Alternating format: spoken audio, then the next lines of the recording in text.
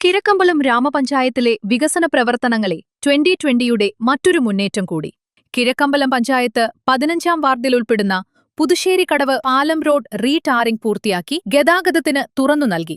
ഏറെക്കാലമായി പ്രദേശവാസികൾ ആവശ്യപ്പെട്ടിരുന്ന റോഡ് നവീകരണമാണ് ഇപ്പോൾ യാഥാർത്ഥ്യമായത്. പൊട്ടിപ്പൊളിഞ്ഞു കിടന്നിരുന്ന റോഡ് പുതുക്കിപ്പണിതതോടെ നാട്ടുകാരുടെ യാത്ര ഏറെ സുഗമമാക്കി. 2020യുടെ നേതൃത്വത്തിൽ സമയബന്ധിതമായി പൂർത്തിയാക്കിയ ഈ വികസന പ്രവർത്തനം പ്രദേശത്തിന്റെ സമഗ്ര വളർച്ചയ്ക്ക് വലിയ പിന്തുണയാകുമെന്നാണ് വിലയിരുത്തൽ.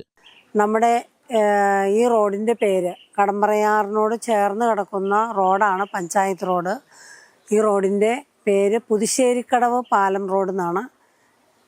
880 മീറ്ററാണ് നമ്മുടെ ഈ റോഡിൻ്റെ നീളം.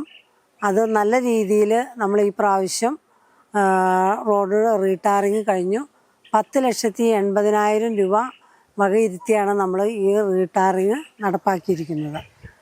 തീർച്ചയായിട്ടും ഇതിലൂടെ കടന്നു പോകുന്ന വാഹനങ്ങൾ പള്ളിക്കര കാക്കനാട് ഭാഗത്തേക്ക് പോകുന്നതിനും ഇൻഫോ പാർക്ക് സൈഡിലേക്ക് പോകുന്നതിനുമുള്ള ഒരു വഴി കൂടിയാണ് നമ്മുടെ ഈ പുനർനിർമ്മിച്ച ഈ റോഡ്.